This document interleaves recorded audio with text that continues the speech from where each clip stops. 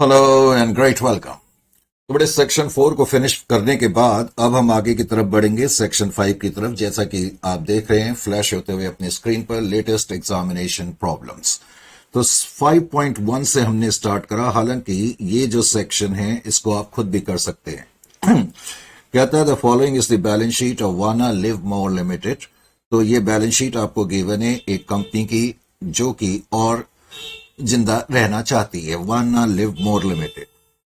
अब जहां तक बैलेंस शीट का सवाल है, आप देख रहे हैं कि इक्विटी एंड लायबिलिटी साइड में शेयर होल्डर्स फंड है, शेयर कैपिटल है, और शेयर कैपिटल में इक्विटी शेयर कैपिटल आपको दी हुई है, फिगर थाउजेंड्स में दी हुई है। इसका मतलब ये 35,000 की फिगर जो हमें दी हुई है इसको हम लिख सकते हैं 35,000 तो है ही, और 3 जीरो हम और लगा देते हैं। इसका मतलब 350 लैक्स या 3,50,00,000 ये कैपिटल दी हुई है, और एक शेयर 10 रुपए का है।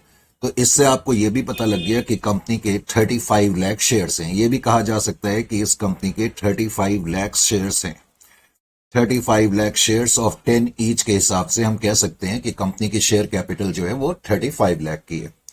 और 6% क्यूमुलेटिव प्रेफरेंस शेयर्स आपको गिवन है, जो कि इतनी दी हुई है। पहले तो आप इसको 17500 ये तो हमें गिवन है, और 3 जीरो मैंने आगे और लगा दिए। तो इसका मतलब है कि हमारी जो प्रेफरेंस शेयर कैपिटल है वो 175 लाख की है, और एक शेयर 100 का है। तो इनडायरेक्टली इसका मतलब ये हो गया कि 1,75,000 हमारे शेयर्स हैं। 1,75,000 शेयर्स ऑफ 100 ईच अगर मैं कर दूं तो इतना आ जाएगा। इसी तरीके से आपका जो प्रॉफिट एंड लॉस अकाउंट है, प्रॉफिट एंड लॉस अकाउंट में जो डेबिट बैलेंस है 2100 दिया हुआ है, उसके आगे 3 जीरो हम और लगा देते हैं, तो इसका मतलब 21 लाख का डेबिट बैलेंस है।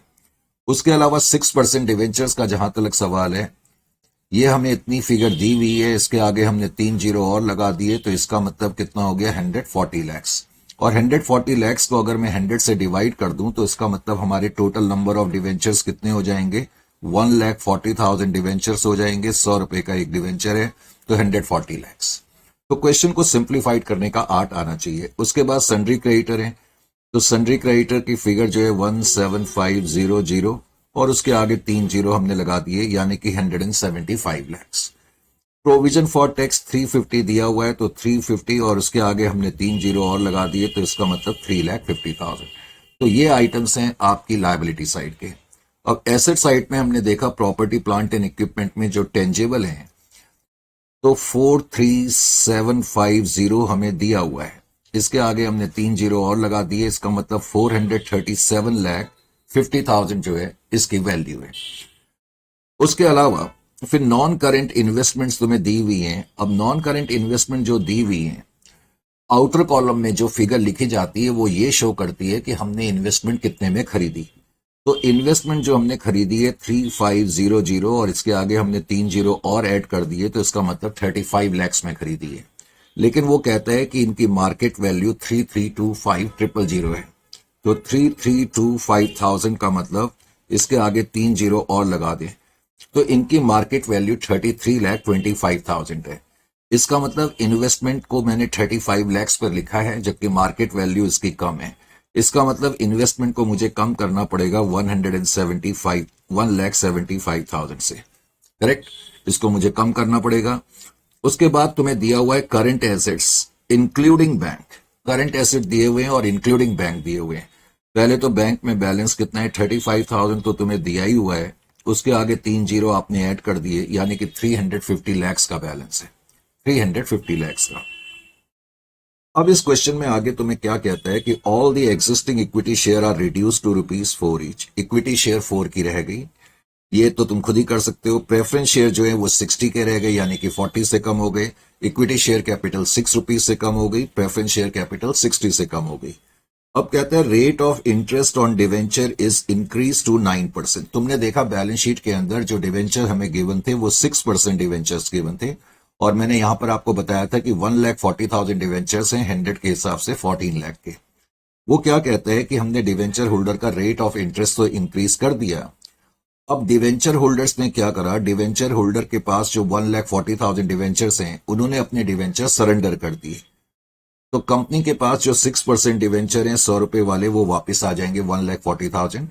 और कहता है उन्होंने एक्सचेंज कर लिया इन डिवेंचर को फ्रेश डिवेंचर से जो कि 80 के हिसाब से इश्यू होंगे। अब फ्रेश डिवेंचर जो है वो 9% डिवेंचर है। इसका मतलब पुराने डिवेंचर वापस आ जाएंगे, नए डिवेंचर 9% वाले बाहर चले जाएंगे, 80 के हिसाब से जो गेन होगा वो रिकंस्ट्रक्शन में चला जाएगा। फिर उसने आगे बताया कि one of the creditors of the company to whom company owes 70 lakh rupees. अब कोई क्रेडिटर है, हमने देखा ऊपर कि हमारे जो क्रेडिटर है 175 लाख के क्रेडिटर है, मैंने आपको यहां बताया भी था क्रेडिटर 175 लाख के हैं। वो कहता है 175 लाख के क्रेडिटर्स में से 70 लाख के क्रेडिटर्स ऐसे हैं, उन्होंने क्या कहा, उन्होंने कहा कि हम 50% तो छोड़ रहे हैं। तो 70 लाख का 50% 35 लाख तो उन्होंने छोड़ ही दिया, और जो बैलेंस 50% बच गया वो हमने सेटल कर दिया। कैसे? हमने बैलेंस के लिए उनको 8,75,000 इक्विटी शेयर दे दिए। बैलेंस के लिए हमने 8,75,000 इक्विटी शेयर दे दिए, और एक इक्विटी शेयर अब 4 रुपए का है, इसका मतलब 35 लाख के बराबर हमने इक्विटी शेयर दे दी। Is it clear to you? तो 70 creditor account debit 70 lakh, to reconstruction 35 lakh, to equity share capital 35 lakh, ये एंट्री हमारी हो जाएगी। अब कहता है tax liability of the company is settled, point number 5 में कहता है the tax liability of the company is settled at 5,25,000 out of current asset. अब ये पॉइंट बेटे समझने वाला है। तो पहले तो हमारी टैक्स लायबिलिटी 350 लाख की थी, हमने देखा था जो हमारी टैक्स लायबिलिटी थी वो 350 लाख की थी, सॉरी 3,50,000 की थी। अब वो कह रहा है ये टैक्स लायबिलिटी जो है हमने सेटल तो करी, 5,25,000 पर करी। सेटल करने का मतलब है कि हमने इसको पे कर दिया, क्योंकि लिखा हुआ है कि आउट ऑफ करंट एसेट हमने इनको सेटल कर दिया। करंट एसेट के अंदर बैंक इंक्लूडेड है, मैंने आपको बताया था।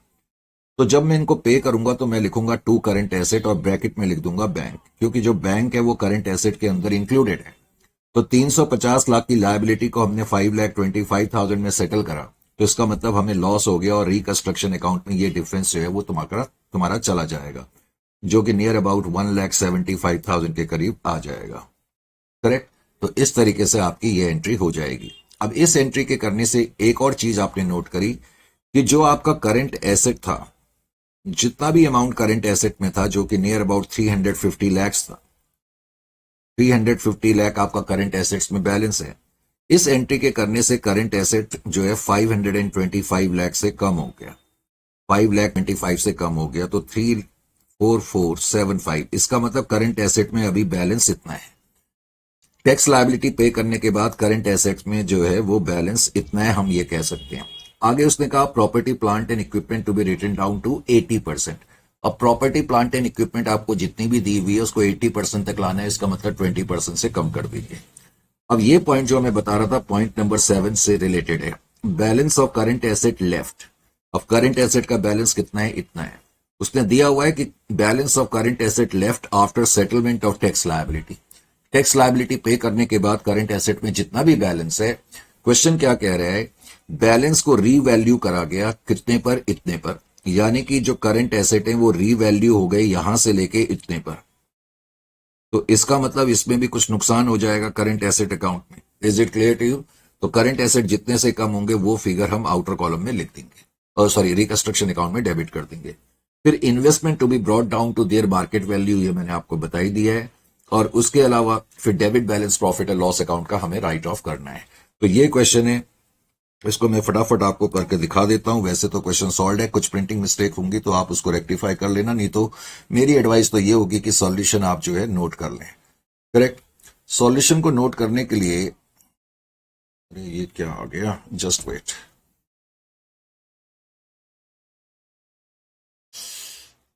चलिए जी, अब हम इस क्वेश्चन को स्टार्ट करते हैं। तो इस क्वेश्चन को अब हमने पढ़ तो लिया ही है, अब हमने सिर्फ इसको सॉल्व करना है। तो ये सेक्शन 5 बेटा वो आपका स्टार्ट हो गया है, और ये लास्ट सेक्शन है। तो मैंने आपको पहले ही कहा था जितने भी मॉड्यूल के क्वेश्चंस हैं, उसके अलावा हमारे जितने क्वेश्चंस हैं, और उसके अलावा पास्ट पेपर्स में और आरटीपीस में जितने क्वेश्चंस आए हुए हैं, हम पूरे फुल फ्लैट्स कवर करेंगे, और हमने पूरा का पूरा कवर करा भी है। अच्छा जी, 5.1 से आज का सेशन स्टार्ट करेंगे। सबसे पहले तो इक्विटी शेयर कैपिटल की वैल्यू कम हो रही है, तो reduction in equity share capital मैंने लिखा, reduction in equity share capital. अब reduction in equity share capital हम करेंगे कम, जस्ट वेट, थोड़ा सा मैं स्पेस और ले लूं। हाँ, reduction in equity share capital मैंने आपको बताया था अभी जब हमने क्वेश्चन पढ़ा था कि हमारी जो इक्विटी शेयर कैपिटल है वो 35 लाख शेयर्स हैं, इजंट इट और नॉट। तो 35 लाख शेयर्स हैं, एक शेयर 10 रुपए का है, टोटल 35 लाख रुपीस की इक्विटी शेयर कैपिटल है, ये मैंने आपको बताया। 350 लाख की सॉरी इक्विटी शेयर कैपिटल है, ये मैंने अभी आपको बताया और क्वेश्चन में दिया हुआ है। अब वो कह रहे हैं इक्विटी शेयर कैपिटल जो है 4 रुपए तक रह गई, तो 335 लाख शेयर्स हैं, काफी बड़ी बड़ी फिगर्स हैं, और 4 रुपए तक इक्विटी शेयर कैपिटल रह गई। इसका मतलब इक्विटी शेयर कैपिटल अकाउंट में इस वक्त बैलेंस 140 लाख है। अपने दिमाग में ये कैलकुलेट करते रहना चाहिए, इक्विटी शेयर कैपिटल अकाउंट में इस वक्त बैलेंस 140 लाख है, और जितने से वो कम हो गई जाहिर है इसको रिकंस्ट्रक्शन या कैपिटल रिडक्शन अकाउंट में हम ले जाते हैं। तो 35 लैक्स इंटू 6, तो 210 लैक्स अब रिकंस्ट्रक्शन अकाउंट में बैलेंस आ गया। रिकंस्ट्रक्शन अकाउंट में बैलेंस 210 लाख आ गया। अगर आप चाहते हैं थोड़ा और अपने लिए सिंप्लीफाई करना तो आप एक आदत डाल लो, क्योंकि जनरली बैलेंस शीट में हमने देखा जब हम बनाते हैं तो इक्विटी शेयर कैपिटल का अमाउंट कंप्यूट करने में प्रॉब्लम आती है या नहीं आती है सर? आती है। अच्छा जी, उसके अलावा रिकंस्ट्रक्शन अकाउंट को भी आपको टैली करना पड़ता है। तो आप क्या करें, जैसे ही आपने एंट्री नंबर 1 करी, आपको पता लग गया कि रिकंस्ट्रक्शन अकाउंट में क्रेडिट बैलेंस 210 लाख आ गया, कहीं रफ में आपने इसको नोट कर लिया, और इक्विटी शेयर कैपिटल बेटे बैलेंस शीट में आपकी 350 लाख की गिवन थी, ये तो बैलेंस शीट में गिवन थी, करेक्ट। अब आपने पहली एंट्री करी तो पहली एंट्री में इक्विटी शेयर कैपिटल पहले तो डेबिट हो रही है 350 लाख से, आपने माइनस कर दिया, और फिर आपकी इक्विटी शेयर कैपिटल क्रेडिट हो रही है, आपने इसको ऐड कर दिया। तो इक्विटी शेयर कैपिटल अब जो क्रेडिट हो रही है 140 से हो रही है। मैंने अभी बताया भी था कि इस वक्त आपके इक्विटी शेयर कैपिटल अकाउंट में 140 लाख का बैलेंस है। तो साथ साथ आप ये काम भी करेंगे तो बैलेंस शीट बनाने में आपको आसानी हो जाएगी। फिर एंट्री नंबर 2 का ताल्लुक जो था वो reduction in preference share capital से था, reduction in preference share capital. अब reduction in preference share capital, balance sheet में हमें 6% cumulative preference share capital given है, और जैसा कि मैंने आपको बताया था 1,75,000 शेयर्स हैं, और एक शेयर जो है वो 100 रुपए का है। तो हम कह सकते हैं कि हमारी जो प्रेफरेंस शेयर कैपिटल है अभी इस वक्त 175 लैक्स की है, 175 लाख की है। उसने कहा preference share capital, rate of dividend के बारे में कोई बातचीत नहीं हुई है, तो मान के चलेंगे कि अभी भी रेट ऑफ डिविडेंड 6% ही है। अब उसने कहा कि जो प्रेफरेंस शेयर कैपिटल है 100 रुपए से घटा करके हमने 60 तक कर दी, तो इंटू 60, यानी कि प्रेफरेंस शेयर कैपिटल अकाउंट में इस वक्त 105 लाख का बैलेंस है, क्योंकि पुरानी कैपिटल कैंसिल हो गई। एंड 2 रिकंस्ट्रक्शन अकाउंट, और रिकंस्ट्रक्शन अकाउंट में अमाउंट आ जाएगा 175,000 इंटू 40, 1,75,000 इंटू 40, ये आ जाएगा 70 लाख का बैलेंस। अब इस एंट्री के इफेक्ट्स को जस्ट समझाने के लिए, तुमने देखा रिकंस्ट्रक्शन अकाउंट 70 लाख से और बढ़ गया, तो 70 लाख आपने यहां पर ऐड कर दिया। Is it clear to you? Number 1। दूसरा, आप प्रेफरेंस शेयर कैपिटल का भी ट्रैक रख सकते हैं, जैसे कि आपकी प्रेफरेंस शेयर कैपिटल मैंने बताया बैलेंस शीट में 175 लाख की थी, करेक्ट। और फिर आपने अभी अभी इस एंट्री में इसको डेबिट करा 175 लाख, और फिर आपने इस एंट्री में क्रेडिट करा, तो प्रेफरेंस शेयर कैपिटल में इस वक्त बैलेंस 105 लाख का है, ये कहा जा सकता है, इजंट इट और नॉट? ये रफ वर्क भी आपने साथ साथ कर लिया। उसके बाद क्वेश्चन में डिवेंचर्स के बारे में कुछ चर्चा थी, तो डिवेंचर्स होल्डर्स जो थे उनको हमने फ्रेश डिवेंचर दे दिए, issue of 9% debentures to 6% debentures holder. तो जो 6% डिवेंचर होल्डर्स थे उनको आपने 9% डिवेंचर दिए थे। तो सबसे पहले तो आप क्या हुआ कि जो हमारे पुराने डिवेंचर होल्डर्स थे उन्होंने अपने डिवेंचर सरेंडर कर दिए थे, क्वेश्चन में ये लिखा था। तो 6% डिवेंचर अकाउंट डेबिट, सरेंडर करने का मतलब है कि डिवेंचर होल्डर अपने डिवेंचर एंटिटी को या ऑर्गेनाइजेशन को वापस दे रहे हैं, इजंट इट और नॉट? अब इन्होंने हमें 6% डिवेंचर वापस दे दिए, और मैंने आपको बताया था कि जो हमारे डिवेंचर्स हैं 1,40,000 के, तो 1,40,000 के डिवेंचर्स हैं, एक डिवेंचर 100 रुपए वाला है, और टोटल 140 लाख डिवेंचर अकाउंट का अमाउंट है। तो 140 लाख के डिवेंचर सरेंडर हो गए। अब इसकी जगह पर हमने उनको नए डिवेंचर दे दिए। नए डिवेंचर का जो रेट ऑफ इंटरेस्ट है वो 9% डिवेंचर से। दूसरा, मैंने आपको यह बताया कि जो नए डिवेंचर दिए जा रहे हैं 1,40,000 डिवेंचर जाहिर हम देंगे, लेकिन 80 के हिसाब से देंगे, करेक्ट। तो 112 लाख रुपए ये भी आ जाएगा। उसके अलावा टू रिकंस्ट्रक्शन, तो हमें कुछ गेन हो गया। 1,40,000 डिवेंचर्स पे 20 रुपए पर डिवेंचर के हिसाब से हमें गेन हो जाएगा 28 लैक्स। तो बड़े 28 लैक्स का आपको गेन भी हो गया। अब हम क्या करेंगे, अब जैसे पुराने डिवेंचर है वो तो कैंसिल हो गए। इस वक्त हमारे डिवेंचर अकाउंट में 112 लाख रुपीस हैं, ये आपको मालूम होना चाहिए। और दूसरा, रिकंस्ट्रक्शन अकाउंट का बैलेंस आपका 28 लाख से और बढ़ गया, 28 लाख से और बढ़ गया। इस तरह आप साथ साथ ट्रैक भी रख सकते हैं। उसके अलावा फिर इस क्वेश्चन में क्रेडिटर से रिलेटेड पॉइंट था, करेक्ट। तो क्रेडिटर जो 70 लाख के थे उन्होंने 50% वेव कर दिया। क्रेडिटर्स जो थे 70 लाख के थे जिन्होंने 50% वेव कर दिया। Creditors of 70 lakhs waived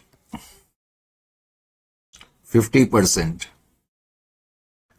and for balance, और जो बैलेंस था उसके लिए हमने उनको इक्विटी शेयर इश्यू कर दिए। For balance equity shares issued,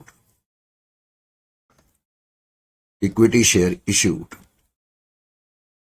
तो अब जो क्रेडिटर वैसे तो 175 लाख के हैं, वो कह रहा है जो क्रेडिटर 175 लाख के उसमें से 70 लाख के क्रेडिटर्स ने 50% वेव कर दिया। तो टू रिकंस्ट्रक्शन आप लिख देंगे पहले तो 50% 35 लाख, और आपने उनको इक्विटी शेयर इश्यू कर दिए। Equity share capital 8,75,000 equity share आपने इश्यू कर दिए इंटू 4 के हिसाब से, तो 35 लाख। अब इस एंट्री के करने से क्या हो गया, एक तो जो क्रेडिटर हैं बैलेंस शीट में 175 लाख के, वो 70 लाख से कम हो गए क्योंकि डेबिट हो गए। दूसरा, रिकंस्ट्रक्शन अकाउंट का बैलेंस आपका 35 लाख से और बढ़ गया। रिकंस्ट्रक्शन अकाउंट का बैलेंस आपका 35 लाख से और बढ़ गया। Is it clear to you? और तीसरा क्या हो गया कि इक्विटी शेयर कैपिटल और क्रेडिट हो गई। तो इक्विटी शेयर कैपिटल में अभी 1,40,000 140 लाख रुपए थे, ये 35 लाख से और बढ़ गए। तो हम कह सकते हैं कि इक्विटी शेयर कैपिटल में इस वक्त बैलेंस 175 लाख का है इस एंट्री के बाद। Is it clear to you? अच्छा जी। उसके बाद क्वेश्चन में था टैक्स के बारे में, कि जो टैक्स लायबिलिटी हमने बैलेंस शीट में 350 लाख की लिखी हुई है उसको हमने 5,25,000 में सेटल करा। Settlement of tax liability, settlement of tax liability. तो सेटलमेंट ऑफ टैक्स लायबिलिटी हम करेंगे। अब टैक्स लायबिलिटी को बेटे सेटल करने के लिए हमने क्या करा, पहले तो हम लिखेंगे प्रोविजन फॉर टैक्स, क्योंकि बैलेंस शीट में हमने प्रोविजन बना के रखा हुआ है। 3,50,000 का प्रोविजन बना के रखा है या नहीं रखा, रखा है। तो 3,50,000। अब तुमने जो टैक्स लायबिलिटी है वो तुम्हारी 5,25,000 पर आ गई। तो 5,25,000 पर आ गई तो तुम क्या करोगे, पहले तो यहां पर लिखो 2, और वो कहता है कि वो तुमने पे कर दी, और पे तुमने करंट एसेट से करी। वो इसलिए क्योंकि जो बैंक का बैलेंस है वो करंट एसेट के अंदर इंक्लूडेड है। तो 5,25,000 ये तुमने पे कर दिया। अब ये पे कर दिया तो इसका मतलब तुम्हें नुकसान हो गया, और ये नुकसान रिकंस्ट्रक्शन अकाउंट में चला जाएगा। इस एंट्री के करने से क्या क्या इफेक्ट पड़े, एक तो मैंने बताया प्रोविजन फॉर टैक्स अब हमारा खत्म हो गया क्योंकि क्रेडिट बैलेंस था, अब डेबिट हो गया, खत्म हो गया। रिकंस्ट्रक्शन अकाउंट आपका कम हो जाएगा, 1,75,000 से रिकंस्ट्रक्शन अकाउंट का बैलेंस आपका कम हो जाएगा। Is it clear to you? उसके अलावा फिर इस केस में करंट एसेट्स का बैलेंस भी हमारा कम हो जाएगा। करंट एसेट का बैलेंस कितने से कम होगा, अभी थोड़ी देर पहले मैंने आपको यह बताने की कोशिश करी थी। करंट एसेट में 350 लाख रुपीस थे जो मैंने आपको रफ में बताया था, वो 5,25,000 से कम हो गए, तो उसमें 344,75,000 का बैलेंस बचेगा। करेक्ट? अच्छा जी। उसके बाद फिर मुझे अब रिकंस्ट्रक्शन राइटिंग ऑफ का काम करना पड़ेगा उसके बाद। तो writing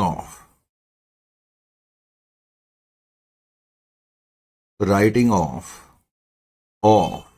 valueless items and overvalued portions।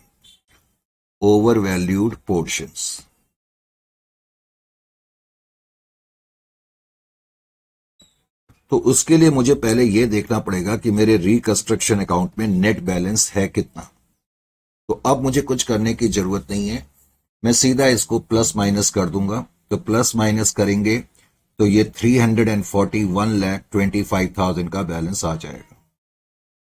तो इससे हमें पता लग गया कि रिकंस्ट्रक्शन अकाउंट में नेट बैलेंस कितना है। तो अब ये तुम्हें पता लग गया रिकंस्ट्रक्शन अकाउंट में बैलेंस कितना है, पहले तो ये तुम लिख लो 341,25,000, ये बैलेंस तुम्हें पता लग गया। अब तुमने राइट ऑफ करना शुरू करा। क्वेश्चन में लिखा था कि प्रॉपर्टी प्लांट एंड इक्विपमेंट जो है उसको तुमने 20% से कम करना है। अब property plant and equipment balance sheet में जो तुम्हें दी हुई थी, बैलेंस शीट में 43750, यानी कि बैलेंस शीट में जो तुम्हें प्रॉपर्टी प्लांट एंड इक्विपमेंट दी हुई है 43750 और उसके आगे 000, यानी कि 437,50,000 की प्लांट एंड मशीनरी है। तो इसको तुम्हें 20% से कम करना पड़ेगा। 20% से जब मैं प्रॉपर्टी प्लांट एंड इक्विपमेंट को बेटे कम करूंगा तो that will be equal to 187,20,000 एक बार कैलकुलेट भी कर, नहीं इतने, ये तो ज्यादा आ गया है। प्रॉपर्टी प्लांट एंड इक्विपमेंट की जो वैल्यू आएगी, अगर 20% कंप्यूट करेंगे 4 का तो ये आ जाएगा 87,50,000 के करीब आना चाहिए। एक बार चेक भी कर लेना, ठीक है। प्रॉपर्टी प्लांट एंड इक्विपमेंट की जो वैल्यू गिवन है, करेक्ट, उसका 20% आप निकालेंगे तो वो इतना आएगा। उसके अलावा क्वेश्चन में क्या लिखा हुआ था कि जो करंट एसेट्स हैं और जो करंट एसेट का बैलेंस है पे करने के बाद, टैक्स लायबिलिटी पे करने के बाद, क्वेश्चन में लिखा हुआ था कि वो बैलेंस जो है जो मैंने उस वक्त आपको बताया था 157 लाख के करीब आ गया था। यानी कि करंट एसेट अकाउंट में बेटे जो आपका बैलेंस दिया हुआ है ना, वो 350 लाख का दिया हुआ है, 350 लाख का, करेक्ट। अब मैंने बताया था इसमें से मैंने 5,25,000 माइनस करे तो इसका मतलब इनका बैलेंस कितना बच रहा है, 344,75,000। करंट एसेट में इतना बैलेंस बच रहा है। अब वो कह रहा है करंट एसेट जो है वो रीवैल्यू करे गए 157,50,000 पर। करंट एसेट इस पर वैल्यू करे गए। Is it clear to you? तो इसका मतलब करंट एसेट कितने से कम हो रहे हैं मुझे अब ये देखना पड़ेगा। तो करंट एसेट जो कम हो रहे हैं, इन दोनों का तुम डिफरेंस लोगे तो this difference will be equal to 187,25,000। तो इसका मतलब करंट एसेट जो है 187 लाख से कम हो रहे हैं, 187,25,000। Is it clear to you और नॉट? समझ में आ गया? उसके अलावा फिर उसने लिखा था कि जो इन्वेस्टमेंट है उसको मार्केट वैल्यू पे लाना है, वो मैं आपको बता ही चुका हूं। तो इन्वेस्टमेंट मैंने जब क्वेश्चन पढ़ा था उस वक्त भी बताया था कि 1,75,000 से तुम्हें कम करनी पड़ेंगी। तो इन्वेस्टमेंट तुमने कम कर दी। Property plant and equipment investment करने के बाद फिर इस क्वेश्चन में बिना कहे राइट ऑफ करने वाला item profit and loss account है। और प्रॉफिट एंड लॉस अकाउंट में जैसा कि आप देख रहे हैं 21 लाख का बैलेंस है। अब ये चीजें प्लस माइनस करने के बाद जो बैलेंस बच जाएगा, जाहिर है कि इसको मुझे कैपिटल रिजर्व में ले जाना पड़ेगा, 43,75,000। तो इस तरह से कैपिटल रिजर्व में आपका बैलेंस इतना आ जाएगा। Is it clear to you और नॉट? समझ में आ गया किस तरीके से इसको करना है? अच्छा जी। उसके अलावा जैसे कि मैंने कहा, अगर आप बैलेंस शीट भी बनाना चाहते हैं तो बैलेंस शीट बनाने का आर्ट अब आपको आ जाना चाहिए और आपके लिए कोई प्रॉब्लम उसमें होनी नहीं चाहिए। Balance sheet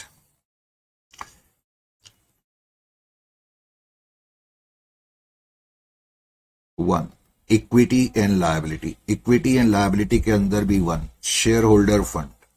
share holder funds के अंदर भी ए, शेयर कैपिटल। अब शेयर कैपिटल के अंदर भी सबसे पहले तो आप लिखेंगे इक्विटी शेयर कैपिटल। अब आपको इक्विटी शेयर कैपिटल बार बार चेक करने की जरूरत नहीं है। अभी हमने जब अपनी कैलकुलेशंस करी थी तो मैंने बताया था इक्विटी शेयर कैपिटल अकाउंट में 1,75,000 का बैलेंस है। उसके अलावा 6% क्यूमुलेटिव प्रेफरेंस शेयर जो है, 6% क्यूमुलेटिव प्रेफरेंस शेयर कैपिटल, आपको याद होगा कि 6% क्यूमुलेटिव प्रेफरेंस शेयर 60 तक की रह गई थी और मैंने बताया भी था कि 105 लाख के करीब वो रह गई है। तो 105 लाख आप यहां पर लिख देंगे। उसके अलावा फिर हम अगर आगे की तरफ बढ़ेंगे तो आगे हमने क्या नोट करा, प्रेफरेंस शेयर कैपिटल के अलावा इस क्वेश्चन में पहले तो हमने शेयर होल्डर फंड लिखा है। शेयर कैपिटल लिखने के बाद जनरली हम उसमें फिर रिजर्व्स एंड सरप्लस की फिगर लिखते हैं। अब रिजर्व एंड सरप्लस में प्रॉफिट एंड लॉस अकाउंट तो आएगा नहीं क्योंकि वो तो राइट ऑफ हो गया है। हाँ, जो कैपिटल रिजर्व अभी अभी हमने निकाला था 43,25,000 वो अब आ जाएगा। 43,25,000 रिजर्व एंड सरप्लस में आ जाएगा। फिर नॉन करेंट लायबिलिटीज का जहां तक सवाल है, इससे पहले तुम्हारे 6% डिवेंचर्स थे, अब वो तो नहीं आएंगे क्योंकि वो डेबिट हो गए हैं। उसकी जगह तुमने नए डिवेंचर इशू कर दिए 112 लाख के। तुम चाहो तो 1,40,000 इंटू 80 भी लिख सकते हो ब्रैकेट में। करेक्ट। नॉन करेंट लायबिलिटी के अलावा फिर इस हमारी करंट लायबिलिटी थी। करंट लायबिलिटी का जहां तक सवाल है, सन्ड्री क्रेडिटर्स थे। आपको याद होगा सन्ड्री क्रेडिटर बैलेंस शीट में 175 लाख के दिए हुए थे और उसमें से मैंने बताया कि 70 लाख के क्रेडिटर डेबिट हो गए हैं, तो इसका मतलब क्रेडिटर अकाउंट में 105 लाख का बैलेंस बचेगा। Is it clear to you? अब जहां तक एसेट साइड का सवाल है,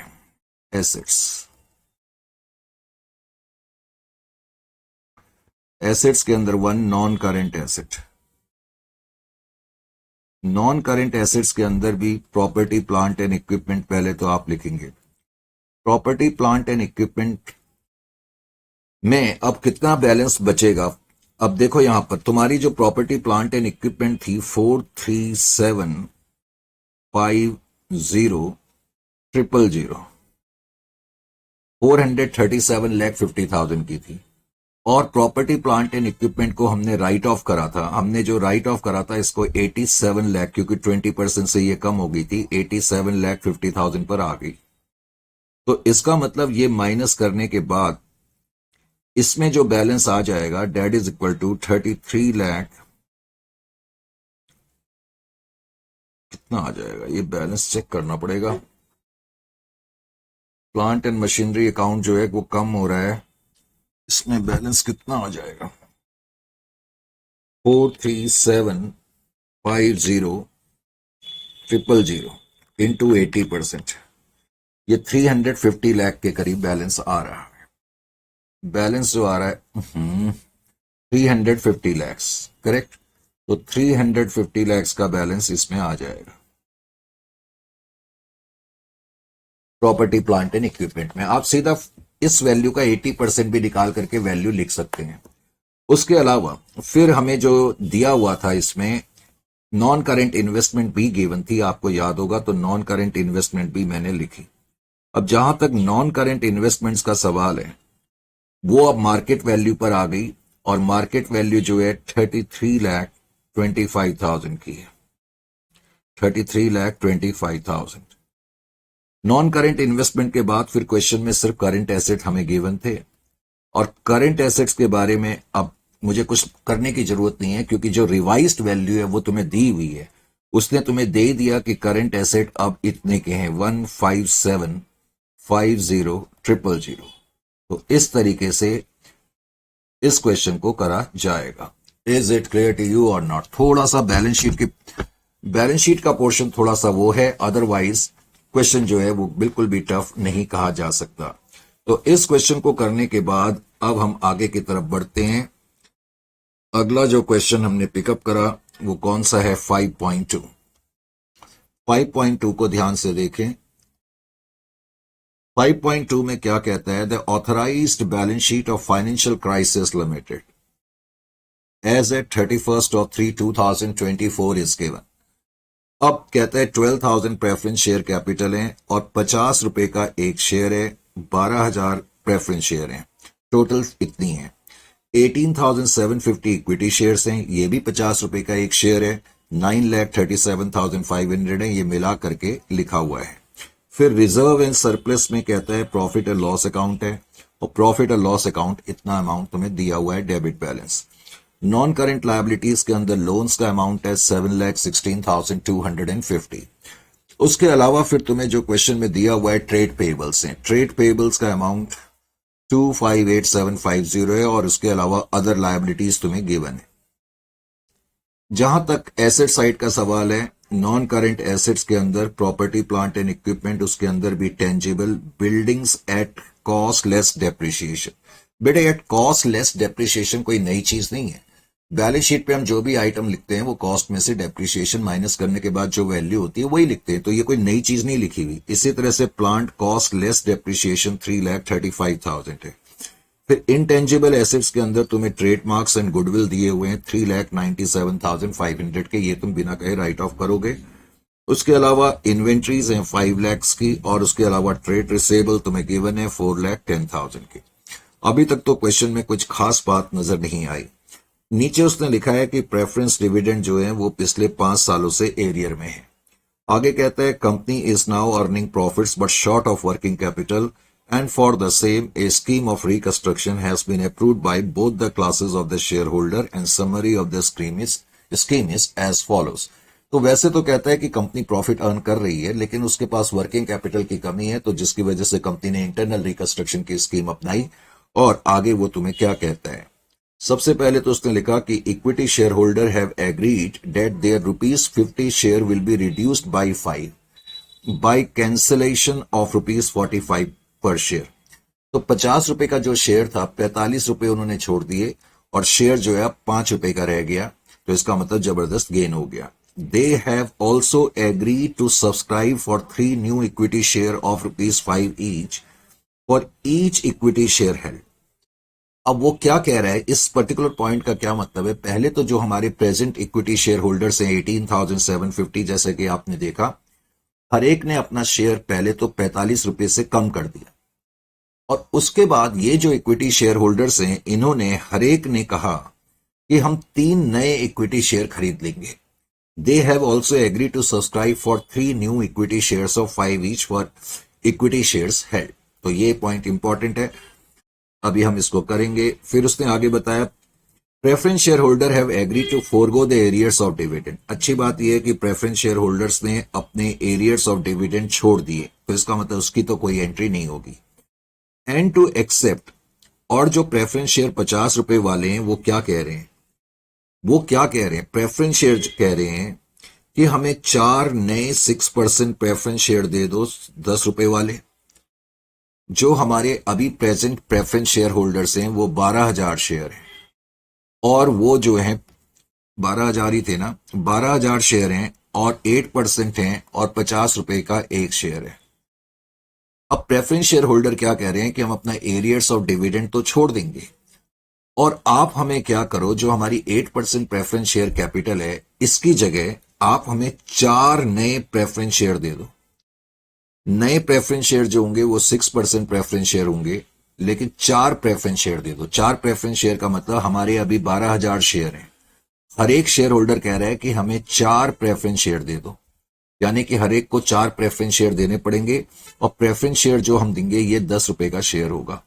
एक तो हम ये देंगे इनको, करेक्ट, और उसके अलावा plus 3 new equity shares of 5 each.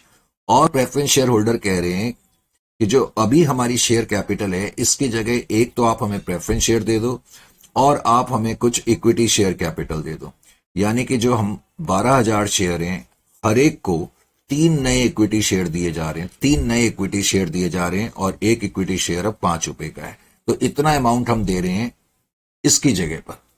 तो जो भी डिफरेंस होगा वो रिकंस्ट्रक्शन में चला जाएगा। फिर कह रहे हैं lenders to the company for 1,87,500 have agreed to convert their loan into shares, and for this purpose they will be allotted 15,000 new preference shares of 10 each and 7,500 new equity shares of 5 each। अब बेटे पहले तो आप ये देखें कि आपके loan जो है 7,16,250 के हैं। 7,16,250 के लोन में से कुछ लेंडर्स हैं जिन्होंने कि आपको 1,87,500 दिए हुए, यानी कि जो हमारा टोटल लोन है उसमें से इतने रुपए का जो लोन है, या लेंडर्स हैं वो क्या कह रहे हैं, कह रहे हैं हमारे लोन को ना आप शेयर्स में कन्वर्ट कर दो। यानी कि ये जो लोन है इसको मैं शेयर्स में कैसे कन्वर्ट करूंगा, वो कह रहे हैं कि शेयर्स में कन्वर्ट करने के लिए आप हमें 15,000 नए प्रेफरेंस शेयर दे दो, और नए प्रेफरेंस शेयर आपको मालूम है 6% है, तो 6% प्रेफरेंस शेयर दे दो, और नया प्रेफरेंस शेयर 10 रुपए का है, तो 15,000 इंटू 10, एक तो ये दे दो, और हमें कुछ इक्विटी शेयर्स भी दे दो, 7,500 इक्विटी शेयर दे दो 5 रुपए वाले।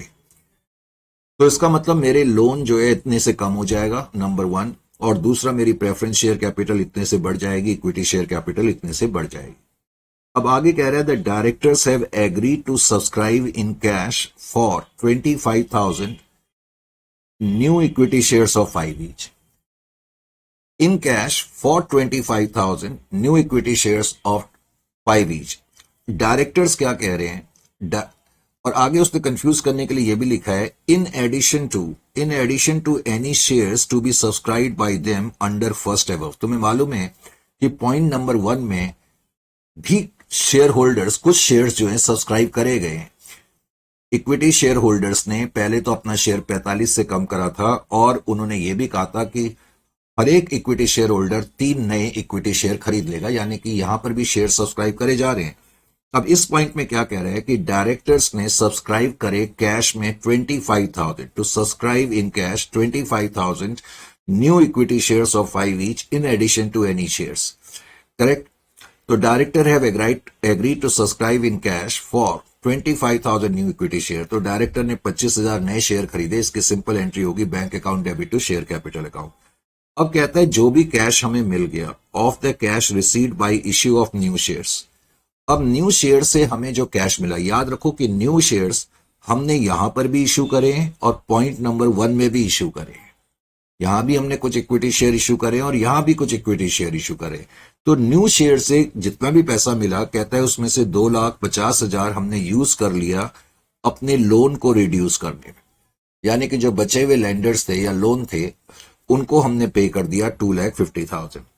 आगे कह रहा है the equity share capital cancelled. अब जो भी हमारी इक्विटी शेयर कैपिटल कैंसिल हो गई, यानी कि रिकंस्ट्रक्शन अकाउंट में जितना भी बैलेंस है उसका यूज करा जाएगा, एक तो debit balance of profit and loss account को राइट ऑफ करने में, और उसके अलावा to write off 43,750 from the value of the plant, value of plant. अब क्या कहते हैं any balance remaining is to be use to write down the value of trademarks and goodwill, और जो भी बैलेंस बच जाएगा उसका इस्तेमाल हम जो है ट्रेडमार्क्स और गुडविल को राइट ऑफ करने में करेंगे। एक चीज और बाद में कहता है show journal entries how the financial books are affected by the scheme and prepare the balance sheet of the company after reconstruction. अब यहां मैंने बोल्ड में जानबूझ के लिखा हुआ है, लेकिन इसका कोई इफेक्ट नहीं पड़ेगा। वो कहता है the nominal capital as reduce to be increase to 8,12,500 and 9,37,500 for equity share capital. बेटा इस लाइन का क्या मतलब है? इस लाइन का मतलब है कि डायरेक्टर्स ने अपनी ऑथोराइज शेयर कैपिटल जो है वो इंक्रीज कर ली। 8,12,500 तो उन्होंने preference share capital, 8,12,500 preference share capital, और इक्विटी शेयर कैपिटल 9,37,500। मैं जो पॉइंट समझाना चाह रहा हूं उसको समझें। कई बार जब कोई कंपनी इंटरनल रिकंस्ट्रक्शन की स्कीम अपनाती है तो वो जनरली इस तरह के डिसीजन लेती है, वो अपनी ऑथराइज शेयर कैपिटल को बढ़ा लेती है। उसका कारण क्या होता है कि अगर कंपनी ये डिसीजन नहीं लेगी तो जो भी मेरी इस वक्त इश्यूड कैपिटल होगी वही मेरी ऑथराइज शेयर कैपिटल भी हो जाएगी, यानी कि फ्यूचर में अगर मुझे कुछ और इक्विटी शेयर इश्यू करने पड़ेंगे तो मैं नहीं कर पाऊंगा। अगर सपोज मैंने कहा ये लाइन नहीं दी हुई है, बैलेंस शीट पे जो भी मेरी इक्विटी शेयर कैपिटल या प्रेफरेंस शेयर कैपिटल आएगी उससे ज्यादा मैं फ्यूचर में इश्यू नहीं कर पाऊंगा, क्योंकि वही मेरी ऑथराइज शेयर कैपिटल भी है। तो इसलिए सेफ गेम प्ले करने के लिए कंपनी कई बार अपनी ऑथराइज शेयर कैपिटल को बढ़ा लेती है, लेकिन इसकी कोई एंट्री नहीं होगी। ये सिर्फ तुम बैलेंस शीट में लिख करके दिखा सकते हो कि कंपनी की ऑथराइज शेयर कैपिटल इतने की है, और उसके अलावा जो तुम्हारी कैपिटल नॉर्मली आएगी उसको तुम लिखोगे। Is it clear to you? तो इस क्वेश्चन को अब हमने पढ़ ही लिया है, तो इस क्वेश्चन को मैं तुम्हें कर देता हूं। ये भी तुम्हें नोट करना है तो आप कर लेना और 5.2 से स्टार्ट करेंगे। 5.2 इंटरेस्टिंग क्वेश्चन है। 5.2 इसमें किसी तरीके का डाउट नहीं है, तो 5.2 को ध्यान से देखें। और 5.2 को समझने के लिए सबसे पहले हमने करना क्या है, पहले तो इसमें क्या लिखा था कि इक्विटी शेयर कैपिटल की वैल्यू 50 रुपए से कम हो गई। इजंट इट और नॉट? एंट्री नंबर 1, उसके अंदर भी part A, reduction in equity share capital. Reduction in equity share capital, equity share capital आपकी कम हो गई, करेक्ट। अब इक्विटी शेयर कैपिटल कितने से कम हो गई? Equity share capital account debit 18,750, 18,750 आपके इक्विटी शेयर से, 50 रुपए का एक शेयर है, करेक्ट।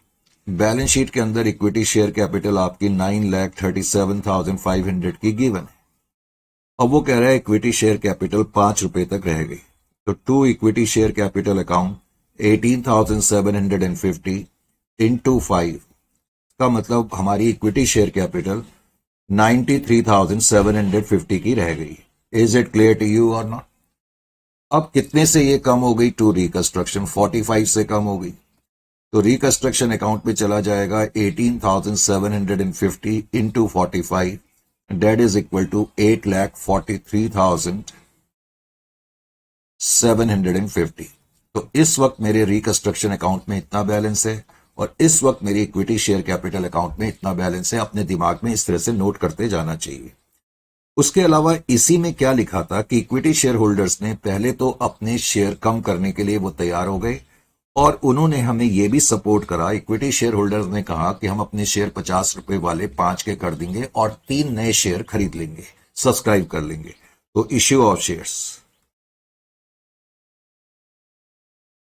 इश्यू ऑफ शेयर्स, जब कंपनी शेयर्स इश्यू करेगी एग्जिस्टिंग शेयर होल्डर्स को, तो नॉर्मल सिंपल एंट्री जैसे आप लिखते हैं वैसे ही लिखेंगे, bank account debit to equity share capital account, bank account debit to equity share capital account. देखिए बेटे, आपके 18,750 इक्विटी शेयर होल्डर हैं। हर एक शेयर होल्डर्स ने क्या कहा कि हमें 3 नए शेयर दे दो। Each equity share holder subscribe 3 new equity share. अब जो नया इक्विटी शेयर है वो तो 5 रुपए का है ना। Is it clear to you? तो इसका मतलब तुम्हारे पास जो पैसा आ जाएगा that is equal to 2,81,250, 18,750 into 3 into 5, तो 2,81,250। इसका मतलब तुम्हारी इक्विटी शेयर कैपिटल अभी 93,750 थी, अब इतने से बढ़ गई। दूसरा, तुम्हारा कैश का बैलेंस भी 2,81,250 से बढ़ गया। Is it clear to you और नॉट? Right sir. आइए जी, उसके बाद एंट्री नंबर 2 में क्या लिखा था? प्रेफरेंस शेयर कैपिटल के बारे में लिखा था। हम प्रेफरेंस शेयर कैपिटल क्या कह रहे थे? प्रेफरेंस शेयर कैपिटल कह रहे थे पहले तो हम अपना प्रेफरेंस डिविडेंड छोड़ रहे हैं, ठीक है, और उन्होंने कहा जो हमारी प्रेजेंट प्रेफरेंस शेयर कैपिटल है उसकी जगह पर आप हमें कुछ नए शेयर्स दे दो, नए प्रेफरेंस शेयर भी दे दो, इक्विटी शेयर्स भी दे दो। तो उसकी एंट्री करने के लिए पहले तो मैंने यहां पर लिखा settlement of preference share capital, settlement of preference share capital. तो हमारी जो प्रेफरेंस शेयर कैपिटल है अभी प्रेजेंटली वो 8% प्रेफरेंस शेयर कैपिटल है और 15,000 शेयर हैं और 50 रुपए का एक शेयर है। तो इसका मतलब टोटल प्रेफरेंस शेयर कैपिटल मेरी 7,50,000 की है। इजंट इट और नॉट? 7,50,000। अब प्रेफरेंस शेयर होल्डर्स ने क्या कहा? हम प्रेफरेंस डिविडेंड कैंसिल कर रहे हैं, उसकी तो कोई एंट्री नहीं होगी, लेकिन आप हमारी 8% प्रेफरेंस शेयर कैपिटल की जगह हमें कुछ नए शेयर दे दो। और नए शेयर किस तरीके से दे दो? एक तो एंटिटी इनको 6% प्रेफरेंस शेयर कैपिटल दे रही है। अब 6% प्रेफरेंस शेयर कैपिटल हम इनको कितने दे रहे हैं? एक मिनट के लिए, प्रेफरेंस शेयर कैपिटल है कितने की? मैं जरा एक बार चेक कर लूं इस क्वेश्चन में। बेटे 7,50,000 लगता है क्वेश्चन में कुछ मिसप्रिंट है। एक सेकंड के लिए, कभी कभी ये मिसप्रिंट हो जाते हैं ना तो बड़ी प्रॉब्लम हो जाती है। हाँ बेटा, ये 7,50,000 को अगर मैं 50 से डिवाइड करूंगा ना, ये 12,000 नहीं आएगा, ये 15,000 आएगा। इसका मतलब हमारे 15,000 शेयर हैं। तो अभी सारा क्वेश्चन फिर खराब हो जाता। 15,000 शेयर है ना कि 12,000 शेयर। कोई बात नहीं, टाइम से चीज पता लग गई। तो हमारी जो प्रेफरेंस शेयर कैपिटल है 15,000 शेयर है इंटू 50 के हिसाब से 7,50,000। Is it clear to you? वो 12,000 मिस प्रिंट है, तो 15,000 शेयर ऑफ 50 7,50,000 है। Number one. नंबर टू, तो मैं ये बता रहा था प्रेफरेंस शेयर होल्डर्स ने क्या कहा। प्रेफरेंस शेयर होल्डर्स ने पहले तो ये कहा कि भाई आप हमें 4 प्रेफरेंस शेयर दे दो। जो 15,000 शेयर होल्डर हैं हर एक ने डिवाइडेड बाय 1 ये कहा कि हमें 4 नए प्रेफरेंस शेयर दे दो, और जो प्रेफरेंस शेयर इशू करे जाएंगे वो ये 10 रुपए वाले इशू करे जाएंगे। तो इसका मतलब that is equal to 6 lakh. तो इसका मतलब 6 लाख रुपए के तो हमने इनको प्रेफरेंस शेयर कैपिटल दे दी। पुरानी प्रेफरेंस शेयर कैपिटल कैंसिल हो गई, और इन्होंने कहा प्लस इन्होंने कहा कि हमें 3 नए इक्विटी शेयर भी दे दो, 2 इक्विटी शेयर कैपिटल। जो 15,000 प्रेफरेंस शेयर्स हैं हर एक ने कहा कि आप हमें 3 नए इक्विटी शेयर भी दे दो। तो इक्विटी शेयर जो है वो अब 5 रुपए का है। एक इक्विटी शेयर 5 रुपए का है। तो 45,000 इंटू 5 2,25,000। तो आपने क्या देखा कि अब की बार प्रेफरेंस शेयर होल्डर को सेटल करने में एंटिटी को नुकसान हो गया। 7,50,000 की जगह हम इनको 8,25,000 का सामान दे रहे हैं। तो इसका मतलब रिकंस्ट्रक्शन अकाउंट मुझे डेबिट करना पड़ेगा। 8,25,000 और 7,50,000 का जो डिफरेंस होगा 75,000। तो इसका मतलब रिकंस्ट्रक्शन अकाउंट का बैलेंस मेरा 75,000 से इस एंट्री के करने से कम हो गया। पुरानी प्रेफरेंस शेयर कैपिटल खत्म हो गई। इस वक्त हमारी पास जो प्रेफरेंस शेयर कैपिटल है हम कह सकते हैं 6% प्रेफरेंस शेयर है इतने के, और उसके अलावा हमारी इक्विटी शेयर कैपिटल 2,25,000 से बढ़ गई। Is it clear to you और नॉट? यहां तक किसी तरह की प्रॉब्लम तो नहीं है? नहीं है। उसके अलावा नेक्स्ट पॉइंट जो है, फिर हम आगे बढ़े। Settlement of preference share capital के अलावा फिर इसमें अगला पॉइंट क्या है? अगला पॉइंट लेंडर से रिलेटेड था, लोन से रिलेटेड था। जितने भी हमारे लोन थे उसमें से 1,50,000 के जो लेंडर्स हैं वो क्या कह रहे हैं कि हमारे जो लोन को आप कन्वर्ट कर दो शेयर में। तो conversion of loan, conversion of loan into shares, conversion of loan into shares. तो उनको हमने शेयर्स में कन्वर्ट कर दिया। Conversion of loan into shares. तो इसके लिए मुझे क्या करना पड़ेगा? एंट्री लिखनी पड़ेगी लोन अकाउंट डेबिट, ब्रैकेट में आप लेंडर्स लिख सकते हो। तो जितने भी लोन अमाउंट है उसमें से 1,87,500 के जो लेंडर्स हैं वो क्या कह रहे हैं कि हमारे लोन को आप कन्वर्ट कर दो शेयर्स में। तो उनको कन्वर्ट करने के लिए हमने, एंटिटी ने क्या करा, 6% प्रेफरेंस शेयर दिए, 15,000 शेयर दिए 10 रुपए के हिसाब से। तो 1,50,000 तो ये हो जाएगा, और उसके अलावा हमने इनको इक्विटी शेयर्स भी दे दिए। क्वेश्चन में लिखा हुआ था कि 7,500 इक्विटी शेयर्स हमने इनको दिए, और एक इक्विटी शेयर अब 5 रुपए का है, तो 37,500। तो इस एंट्री के करने से लोन अमाउंट इतने से कम हो गया। 6% प्रेफरेंस शेयर कैपिटल जो अब 6 लाख की थी वो 1,50,000 से बढ़ गई, यानी कि 7,50,000 की हो गई। इक्विटी शेयर कैपिटल 37,500 से बढ़ गई। उसके अलावा फिर इस क्वेश्चन में अगला पॉइंट ये था कि डायरेक्टर ने 25,000 शेयर सब्सक्राइब करे। Share subscribed shares issue to directors. हम ये भी कह सकते हैं कि हमने डायरेक्टर्स को शेयर इशू करे या डायरेक्टर्स ने शेयर सब्सक्राइब करे। तो डायरेक्टर ने 25,000 शेयर सब्सक्राइब करे, तो एंट्री तो नॉर्मली होगी जैसे हम शेयर को इशू करने की करते हैं, bank account debit to share capital account, bank account debit to share capital account. तो 25,000 शेयर जो हैं 5 रुपए वाले डायरेक्टर्स ने सब्सक्राइब करे। इस एंट्री के करने से एक तो कैश बैलेंस बढ़ गया, और दूसरा इक्विटी शेयर कैपिटल हमारी बढ़ गई। फिर उसके अलावा अगले पॉइंट में लिखा था कि जितना भी अमाउंट नए शेयर को इशू करने से आया, याद रखें जो आपने शेयर्स इशू करे हैं यहां पर भी करे हैं, तो ये 2,81,250 आपके पास यहाँ आए, 1,25,000 यहाँ आए, तो टोटल आपके पास जितना भी आया उसमें से आपने कुछ अमाउंट 2.5 लाख रुपए का अमाउंट लोन को पे करने में लगा दिया, payment of loan, payment of loan. अब लोन अमाउंट को आप पे कर देंगे, तो लोन अकाउंट डेबिट, क्वेश्चन में लिखा है कि 2.5 लाख रुपए आपने लोन पे कर दिया, तो इस एंट्री के करने से लोन अमाउंट 2.5 लाख से कम हो गया और आपका कैश बैलेंस जो है वो 2.5 लाख से वो भी कम हो जाएगा। Is it clear to you? अच्छा जी, उसके बाद फिर मुझे रिकंस्ट्रक्शन अकाउंट कंप्यूट करना पड़ेगा, तो राइटिंग ऑफ, अब मैंने सिर्फ राइटिंग ऑफ ही लिख दिया, वैसे इसका मतलब है writing of over valued portion and valueless asset. तो मैं ये देखूंगा मेरे रिकंस्ट्रक्शन अकाउंट में कितना बैलेंस है। रिकंस्ट्रक्शन अकाउंट पे कितना बैलेंस है ध्यान से देखें। सबसे पहले तो रिकंस्ट्रक्शन अकाउंट आपका कहां कहां क्रेडिट हो रहा है या डेबिट हो रहा है ये देखें। एक तो यहां पर क्रेडिट हो रहा है, उसके अलावा रिकंस्ट्रक्शन अकाउंट यहां डेबिट हो रहा है 75,000। उसके बाद reconstruction account, reconstruction account, reconstruction account और कुछ नहीं हो रहा।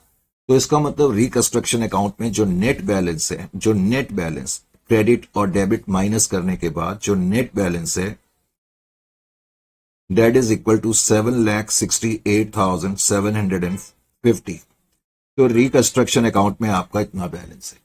अब आपने इसमें राइट ऑफ करनी है चीजें। एक तो प्रॉफिट और लॉस अकाउंट का जो डेबिट बैलेंस है 5,63,750, एक तो ये राइट ऑफ करेंगे। उसके बाद उसने कहा था कि plant and machinery right of करनी है 43,750 से, और उसने कहा था कि जो भी बैलेंस बच जाएगा उसका यूज पेटेंट्स और गुडविल को राइट ऑफ करने में करा जाएगा। तो जो भी अब बैलेंस बचेगा, जो कि बचेगा 161250, तो इससे हम राइट ऑफ करेंगे पेटेंट्स और गुडविल को। Is it clear to you और नॉट? समझ में आ गया या नहीं आ गया? पक्का? अच्छा जी, अगर आप इस क्वेश्चन में बैलेंस शीट भी बनाना चाहते हो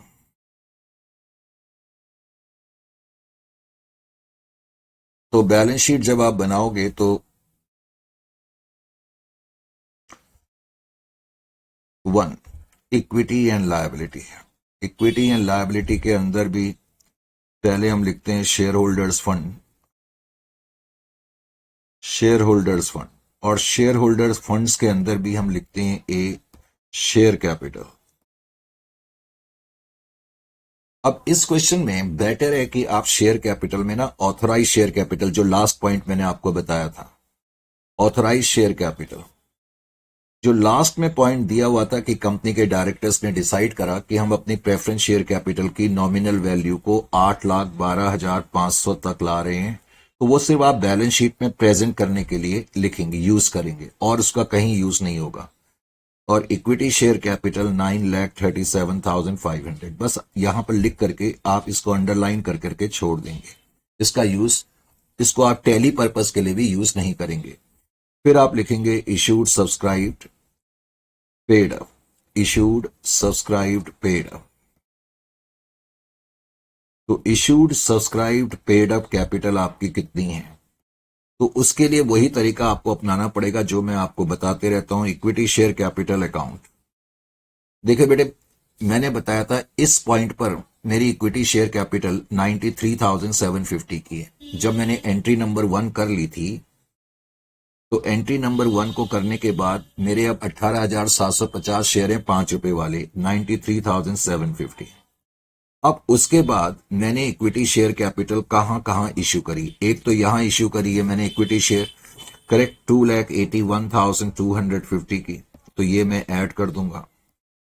उसके अलावा फिर मैंने इक्विटी शेयर कैपिटल 2,25,000 की आप देख रहे हैं ये भी इश्यू करी है, तो 2,25,000 जो हमने प्रेफरेंस शेयर कैपिटल को इक्विटी शेयर दिए हैं। और वैसे आपको याद होगा कि उसके बाद हमने 2,25,000 के बाद हमने 37,500 के शेयर क्रेडिटर्स को भी दिए हैं, तो 37,500, और उसके अलावा 1,25,000 वर्थ रुपीस के शेयर जो हैं डायरेक्टर्स ने भी खरीदे हैं। तो आपके इक्विटी शेयर कैपिटल में इतना बैलेंस आएगा। ये यहां सब प्रेजेंट करने की जरूरत नहीं है, आप कैलकुलेटर में ऐड माइनस कर करके आउटर कॉलम में लिख सकते हैं। Is it clear to you? Just wait एक मिनट, मैसेज कोई आ रहा है।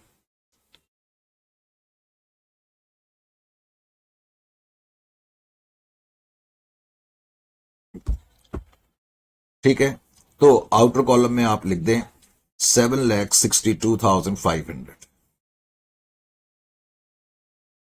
तो इक्विटी शेयर कैपिटल में आपका इतना बैलेंस आ जाएगा बैलेंस शीट के अंदर। उसके अलावा फिर आप प्रेफरेंस शेयर कैपिटल लिखेंगे। प्रेफरेंस शेयर कैपिटल पहले तो ये 6% प्रेफरेंस शेयर कैपिटल होगी, क्योंकि पुरानी प्रेफरेंस शेयर कैपिटल कैंसिल हो गई है। मैंने आपको बताया था कि प्रेफरेंस शेयर कैपिटल जो है, एक तो 6 लाख ये, और उसके बाद आपने 1,50,000 की और इश्यू करी, तो इसका मतलब 6% प्रेफरेंस शेयर कैपिटल में 7,50,000 रुपीज आपके आएंगे। Is it clear to you? उसके अलावा फिर था लोन अमाउंट। इसके बाद वैसे हम रिजर्व एंड सरप्लस भी लिखते तो हैं, लेकिन इस क्वेश्चन में रिजर्व एंड सरप्लस में अब कुछ नहीं आएगा, क्योंकि प्रॉफिट एंड लॉस अकाउंट का डेबिट बैलेंस राइट ऑफ कर दिया और कोई कैपिटल रिजर्व है नहीं। फिर उसके बाद पॉइंट नंबर 2 में हम नॉन करेंट लायबिलिटी लिखते हैं। नॉन करेंट लायबिलिटी में इस केस में लोन है। अब लोन का अमाउंट जो तुम्हें बैलेंस शीट के अंदर दिया हुआ है वो 7,16,250 दिया हुआ है। अब जो ये 7,250 रुपए का लोन था, इसमें से 1,50,000 का लोन तो शेयर्स में कन्वर्ट हो गया और 2,50,000 रुपीज की तुमने पेमेंट कर दी। तो इसका मतलब आउटर कॉलम में अभी भी मैं 2,78,750 का लोन लिखूंगा। Is it clear to you और नॉट? आउटर कॉलम में अभी भी इतने का लोन आएगा। उसके अलावा करंट लायबिलिटी। अब जहां तक करंट लायबिलिटी का सवाल है, इस क्वेश्चन में ट्रेड पेएबल, क्या ट्रेड पेएबल में कोई चेंज था? 2,78,750, और उसके अलावा एक और लायबिलिटी थी अदर लायबिलिटी के रूप में, उसमें भी कोई चेंज नहीं है, 43,750। तो ये आपकी लायबिलिटी साइड बन जाएगी। उसके अलावा आप एसेट साइड में, एसेट्स में कोई प्रॉब्लम नहीं है। 1 नॉन करंट एसेट। अब नॉन करंट एसेट्स के अंदर भी पहले तो आप लिखें टेंजिबल के अंदर प्लांट। अब प्लांट की वैल्यू बेटे बैलेंस शीट के अंदर आपने नोट करा कि 3,35,000 की है, और प्लांट हमने कम कर दिया था 43,750 से। इजंट इट और नॉट? तो अब जो भी ये बच जाएगा 2,91,250 मुझे आउटर कॉलम में लिखना पड़ेगा। Is it clear to you? तो वो आप काम कर सकते हैं, उसमें कोई प्रॉब्लम की बात नहीं है। प्लांट के बाद फिर trademarks and goodwill. Trademarks and goodwill जो थी वो 3,47,500 की बैलेंस शीट में गिवन है, और हमने इनको राइट ऑफ कर दिया जो रिकंस्ट्रक्शन अकाउंट में बैलेंस आया था 161,250 से। तो बैलेंस शीट में अभी भी इसकी वैल्यू आ जाएगी 236 कैसे आ रही है वैल्यू, इसकी चेक करना पड़ेगा। 3,47,500 माइनस 161,250, ये आ रही है 186,250। करेक्ट? तो 186,250। उसके अलावा फिर नेक्स्ट आइटम जो है बैलेंस शीट के अंदर, इस केस में इन्वेंट्रीज है। अब ये करंट एसेट स्टार्ट हो गए, तो पहले करंट एसेट बेटे कोशिश करनी चाहिए, अभी से हैबिट बना लो कि प्रॉपर तरीके से बैलेंस शीट बनाने की। Current asset. अब है इन्वेंट्रीज में कोई चेंज नहीं था, तो इन्वेंट्रीज जिस वैल्यू पर गिवन है वो वैल्यू लिख दो। करेक्ट? 5 लाख। इन्वेंट्रीज के बाद फिर अगला आइटम इस क्वेश्चन में ट्रेड रिसेवेबल है। ट्रेड रिसेवेबल में भी कोई चेंज नहीं था, तो 4,10,000 ट्रेड रिसेवेबल भी आपने लिख दिया। हाँ, इस क्वेश्चन में एक आइटम का आपको ख्याल करना पड़ेगा, और वो है बैंक, क्योंकि पहले बैलेंस शीट पे आप देख रहे हो बैंक है ही नहीं, तो फिर भी मुझे बैंक क्यों लिखना पड़ेगा, क्योंकि आपको याद होगा जब मैंने फर्स्ट एंट्री करी थी तो उसमें एंट्री नंबर बी में हमारे पास कैश आया था क्योंकि शेयर सब्सक्राइब करे गए थे, करेक्ट। और उसके बाद फिर हमने डायरेक्टर को शेयर इशू करे थे 25,000, उन्होंने भी शेयर सब्सक्राइब करे तो 1,25,000 और 2.5 लाख रुपए हमने लोन पे कर दिया था इसमें से। तो अल्टीमेटली आपका जो बैलेंस बचेगा 1,56,250 का बचेगा। Is it clear to you और नॉट?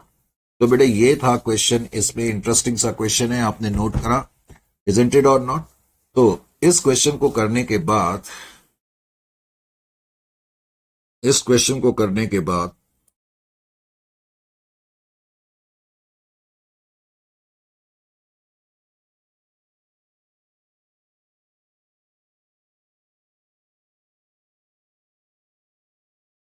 अच्छा एक सेकंड मेरे को एक्चुअली मैं एक चीज ही चेक करना चाह रहा था, एक चीज बेटे। Intangible asset actually balance sheet के अंदर 347 नहीं है, क्योंकि जब मैं लिखता हूं ना तो मेरे सामने बैलेंस शीट रहती नहीं है, मोस्टली मुझे मेमोराइज रहते हैं फिगर्स, लेकिन इसमें मेरे से मिस्टेक हो गई, ये 3,97,500 है।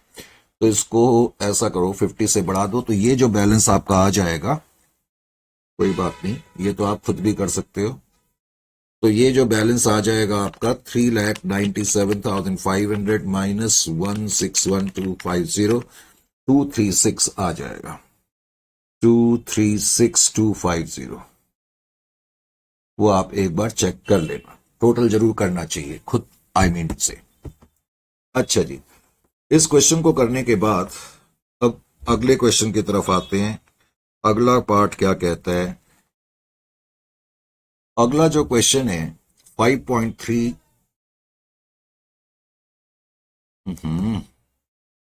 जैसे ही मैंने बोला अगला क्वेश्चन कहता है मुझे नहीं होना है। 5.3 सिंपल सा क्वेश्चन है, वैसे आप देख ही रहे हो कि 5 मार्क्स का है, 2021 का है। कहता है the following scheme of reconstruction has been approved for Downfall limited. क्या कह रहे हैं? The share holder to receive in lieu, आपको याद है एक ऐसा ही क्वेश्चन शुरुआत में हमने करा था, the share holders to receive in lieu of their present holding 7,50,000 shares of 10 each. जो शेयर होल्डर्स हैं, पहले तो 7,50,000 शेयर होल्डर्स हैं, 10 रुपए के हिसाब से 75 लाख वर्थ के हमारे प्रेजेंट शेयर होल्डर्स हैं। वो क्या कह रहा है? Share holders are to receive for their present holding, उनको तीन चीजें मिल रही हैं। एक तो new fully paid equity share मिलेंगे, new fully paid equity shares मिलेंगे 10 रुपए वाले, equal to 3/5 of their holding. फिर कहता है उनको 10% प्रेफरेंस शेयर देंगे fully paid to the extent of 2/5 of the above new equity share. जो 2/5 प्रेफरेंस शेयर दिए जाएंगे वो 7,50,000 इंटू 10 का 2/5 नहीं है, जो हमने नए इक्विटी शेयर दिए हैं उसके 2/5 के बराबर दिए जाएंगे।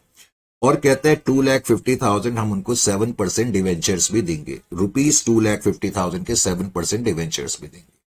ये कहानी है। तो पहले तो आपको समझना क्या है इस क्वेश्चन में, है तो कुछ भी नहीं, क्वेश्चन में तो देखा जाए कुछ भी नहीं है, लेकिन फिर भी अब तुम्हें समझाना भी है, तो समझाना भी है तो क्वेश्चन नंबर जो भी है 5.3। अब 5.3 को करने के लिए मैंने क्या करा, सबसे पहले तो यहां पर देखें, अभी मेरी जो प्रेजेंट इक्विटी शेयर कैपिटल है वो 7,50,000 इंटू 10 के हिसाब से है। प्रेजेंट जो शेयर कैपिटल है, equity share capital account debit 7,50,000 shares हैं, 10 रुपए का एक शेयर है, 7,50,000, 75 लाख। तो इक्विटी शेयर होल्डर्स जो हैं वो 75 लाख वर्थ के बराबर है। इक्विटी शेयर होल्डर क्या कह रहे हैं, भाई जो हमारा अमाउंट ड्यू है इसके अगेंस्ट आप हमें एक तो आप हमें दे दो new fully paid equity share, जो नया एक शेयर दिया जाएगा 10 रुपए वाला दिया जाएगा equal to 3/5 of the holding. तो 2 equity share capital account 3/5 of 75 lakh. तो 75 लाख का अगर मैं 3/5 कंप्यूट करूं तो कितना आ जाएगा? 45 लाख आ जाएगा। इसका मतलब 45 लाख वर्थ के बराबर हमने इनको इक्विटी शेयर दे दी। एक तो फिर क्या कहता है? कहता है हमने इनको 10% प्रेफरेंस शेयर दिए, फुल्ली पेड प्रेफरेंस शेयर दिए, equal to 2/5 of new equity share. यानी कि जो प्रेफरेंस शेयर दिए जाएंगे, 10% प्रेफरेंस शेयर कैपिटल जो दिए जाएंगे, debt is equal to 2/5 of 75 lakh नहीं करेंगे, 45 लाख करेंगे। ये ध्यान में रखना है। जो नए शेयर्स हैं उसके 2/5 के बराबर प्रेफरेंस शेयर कैपिटल दिए जा रहे हैं। तो debt is equal to 9 into 2 18 lakh. तो 18 लाख ये भी हो गया, करेक्ट। उसके अलावा फिर क्या कहता है? उसके अलावा कहता है कि हमने इनको 2,50,000 के डिवेंचर्स भी दे दिए टू 7% डिवेंचर अकाउंट। 7% डिवेंचर 2,50,000 के दे दिए। तो 75 लाख के अगेंस्ट हमने इनको इतना सामान दिया है। तो अगर कुछ बैलेंस बच जाएगा तो वो रिकंस्ट्रक्शन में चला जाएगा। अब आपको ये देखना है कि क्या कुछ बैलेंस बच रहा है या नहीं बच रहा। तो पहले आप इसको टोटल करो, 75 लाख में से ये माइनस करेंगे तो बैलेंस 9,50,000 का बच रहा है। तो 9,50,000 रिकंस्ट्रक्शन अकाउंट में चला जाएगा। एक तो ये एंट्री आपको करनी पड़ेगी। आगे उसने क्या लिखा कि गुडविल जो कि 2,70,000 की है, गुडविल जो कि 2,70,000 की है, उसको कंप्लीटली राइट ऑफ करना है। चलो करेंगे अभी। तो हमें एक तो गुडविल राइट ऑफ करनी है 2,70,000 की। फिर कहता है प्लांट एंड मशीनरी को हमने कम करना है 1 लाख से। तो प्लांट एंड मशीनरी को 1 लाख से कम करना है। फर्नीचर को 88,000 से कम करना है। तो फर्नीचर को 88,000 से कम कर देंगे। अब कहता है बिल्डिंग जो है वो एप्रिशिएट हो गई 1,50,000 से। अब बिल्डिंग एप्रिशिएट हो रही है तो पहले तो जितने भी गेन्स होते हैं मैंने कहा उनको इकट्ठे कर लेना चाहिए। तो नेक्स्ट एंट्री मेरी जो हो जाएगी एप्रिशिएशन इन बिल्डिंग, एप्रिशिएशन इन बिल्डिंग। तो इंटरनल रिकंस्ट्रक्शन की स्कीम में जितने भी गेन्स होंगे कहीं से भी होंगे उनको आपने रिकंस्ट्रक्शन अकाउंट में ले जाना है। तो बिल्डिंग की वैल्यू बढ़ गई है तो एंट्री होगी building account debit to reconstruction account. अब वो कह रहे हैं बिल्डिंग की वैल्यू जो है वो बढ़ गई है 1,50,000 से। तो 1,50,000 से इसकी वैल्यू बढ़ गई। तो 1,50,000 1,50,000 ये आपने लिख दिया। Is it clear? अब उसके बाद कह रहा है कि इन्वेस्टमेंट जो कि बुक्स में 6 लाख की है उसको मार्केट प्राइस पर लाना है। तो इसका मतलब इन्वेस्टमेंट को हमें कितने से कम करना पड़ेगा? 4,20,000 से इन्वेस्टमेंट को भी कम करना पड़ेगा। फिर कहता है प्रॉफिट एंड लॉस अकाउंट का डेबिट बैलेंस है 2,25,000 का, वो भी राइट ऑफ करना पड़ेगा।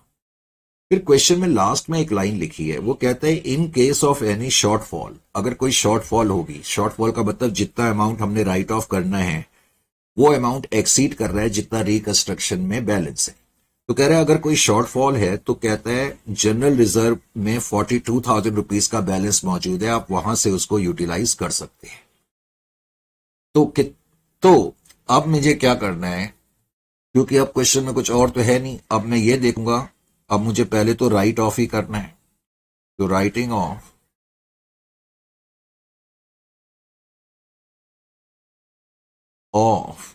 Over valued portions and valueless asset.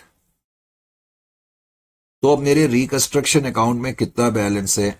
950 plus 150, ये कितना हो गया? 11 लाख का बैलेंस हो गया। अब 11 लाख का जो बैलेंस है, अब मुझे इतनी सारी चीजें राइट ऑफ करनी है। एक तो क्वेश्चन में लिखा है कि मुझे गुडविल राइट ऑफ करनी है, तो गुडविल मुझे राइट ऑफ करनी है 2,70,000 की। फिर क्वेश्चन में लिखा था प्लांट एंड मशीनरी मुझे राइट ऑफ करना है, प्लांट एंड मशीनरी 1 लाख से राइट ऑफ करनी है। प्लांट एंड मशीनरी के बाद फिर क्वेश्चन में लिखा था फर्नीचर एंड फिक्चर्स हमें राइट ऑफ करने 88,000 से। उसके बाद लिखा है कि इन्वेस्टमेंट को मार्केट वैल्यू पर लाना है। इन्वेस्टमेंट की बुक वैल्यू 6 लाख है, मार्केट वैल्यू जो है 1,80,000 है, तो 4,20,000 से कम करने की जरूरत है। अब ये चीजें मुझे राइट ऑफ करनी है। उसके अलावा उसने कहा प्रॉफिट एंड लॉस अकाउंट भी है 2,25,000 का।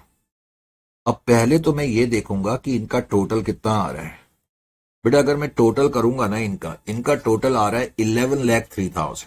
ये जो टोटल है, अगर आप इनका टोटल करें, जस्ट मैं समझाने के लिए बता रहा हूं, इनका अगर हम टोटल करेंगे तो ये जो टोटल है वो 11,03,000 का आ रहा है, जबकि मेरे रिकंस्ट्रक्शन अकाउंट में कितना बैलेंस है, 11 लाख। तो इसका मतलब शॉर्टफॉल कितने की है, तो जो शॉर्टफॉल होगी वो हम जनरल रिजर्व से ले लेंगे। तो शॉर्टफॉल 3,000 रुपए की है, तो 3,000 रुपए हमने जनरल रिजर्व से ले लिए। ये इसमें आपको एंट्री करके दिखानी पड़ेगी। Is it clear to you और नॉट? अच्छा जी, उसके बाद फिर इसमें एक क्वेश्चन और है, और ये क्वेश्चन है नवंबर 2022 का, रिसेंटली हेल्ड एग्जामिनेशन का।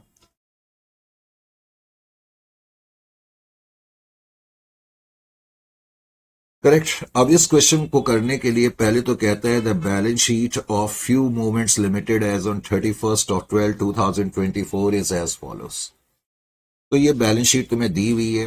बैलेंस शीट के अंदर 90,000 इक्विटी शेयर से 10 रुपए का एक शेयर है, एक तो 9 लाख। 6% प्रेफरेंस शेयर है, 100 रुपए के हिसाब से 6 लाख। रिजर्व एंड सरप्लस में प्रॉफिट और लॉस अकाउंट में डेबिट बैलेंस है। उसके अलावा हमारी दो, एक तो लायबिलिटीज है, करंट लायबिलिटी ट्रेड पेएबल और बैंक ओवरड्राफ्ट के रूप में 2 लाख रुपीज मौजूद है। एसेट साइड में नॉन करेंट एसेट के अंदर property plant and equipment, tangible land and building, plant and machinery. Intangible के अंदर गुडविल है, पेटेंट्स है। फिर उसके अलावा करंट एसेट में ये 3 आइटम है, इन्वेंट्रीज, ट्रेड रिसेबल और कैश एंड इक्विवेलेंट। करेक्ट। नीचे कहता है, पहले तो कहता है dividend on preference shares are in arrear for 3 years. Dividend जो है पिछले 3 साल से एरियर में है। Directors of the company adopt the following scheme of reconstruction. अब स्कीम क्या है, पहले तो कहता है preference shares are converted from 6% to 8% but revalued in a manner in which total return on them remains unaffected. इसका क्या मतलब हुआ, वो कह रहे हैं प्रेफरेंस शेयर कैपिटल को हमने 6% से 8% में कन्वर्ट कर दिया, लेकिन इस तरीके से कर दिया कि उनका रेट ऑफ डिविडेंड अभी भी उनको वही मिलेगा जो उनको पहले मिल रहा था। अभी भी उनको रेट ऑफ डिविडेंड वही मिलेगा जो उनको पहले मिल रहा था। पॉइंट यहां पर ये समझना है। तो इस पॉइंट को कैसे करेंगे ये मैं अभी आपको समझाता हूं, लेकिन जस्ट एक काम करते हैं, चलो मैं पहले कर देता हूं, फिर उसके बाद एक्चुअली प्रॉब्लम मुझे ये डर है कि मैं ये भूल गया, मैंने टाइम लिमिट कितनी सेट करी हुई थी, कहीं अचानक बीच में क्लास बंद हो गई तो फिर प्रॉब्लम हो जाएगा। एक काम करे बेटे, 5 मिनट का रेस्ट दे, 5 मिनट के बाद फिर मैं इसको अभी कंटिन्यू रखता हूँ, ठीक है? क्योंकि कहीं ऐसा ना हो क्लास सडनली बंद हो जाए। 5 मिनट्स के बाद स्टार्ट करते हैं।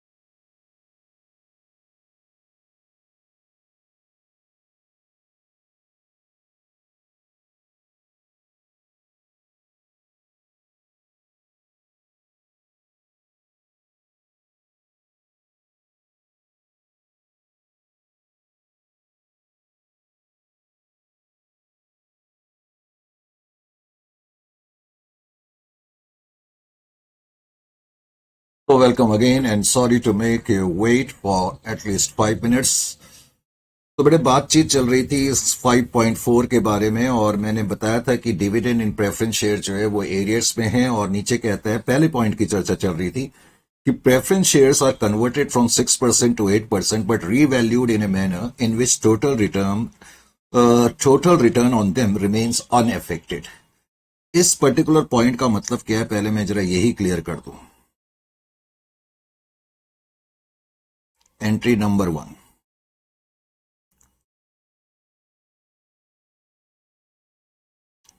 settlement of preference shareholders. Settlement of preference shareholders. देखें आप पहले तो बैलेंस शीट में कि तुम्हारे जो प्रेफरेंस शेयर है 6% प्रेफरेंस शेयर है 6 लाख के हिसाब से। 6% कितने शेयर है बेटे? 6% शेयर आपको नजर आ रहे हैं, right. 6% preference shares of 100 is 6 lakh के। अब जो मैं आपसे पूछ रहा हूं ना, आपने मेरे को उतना ही आंसर देना है। मुझे आप ये बताओ कि 6% के हिसाब से प्रेफरेंस शेयर होल्डर का प्रेजेंट रिटर्न कितने का है? प्रेजेंट रिटर्न, प्रेजेंट रिटर्न बेटे, प्रेजेंट रिटर्न जो इनको मिल रहा है प्रेफरेंस शेयर होल्डर को या मिल रहा होगा, 6% के हिसाब से उनको रिटर्न मिल रहा था। 6% ऑफ और प्रेफरेंस शेयर कैपिटल हमारी 6 लाख की थी, तो इसका मतलब इनका रिटर्न जो था वो 36,000 का रिटर्न था। रिटर्न का मतलब डिविडेंड से है, करेक्ट। अब हमने क्या करा, अब हमने इनका रेट ऑफ डिविडेंड 8% कर दिया। अब वो कहता है कि हमने इनका 8% रिटर्न तो कर दिया, लेकिन 8% हमने इस तरीके से करा है कि रिटर्न अभी भी 36,000 के बराबर आ रहा है। तो मुझे ये फाइंड करना है कि अब मेरी प्रेफरेंस शेयर कैपिटल कितनी है, यानी कि 8% of what is equal to 36,000।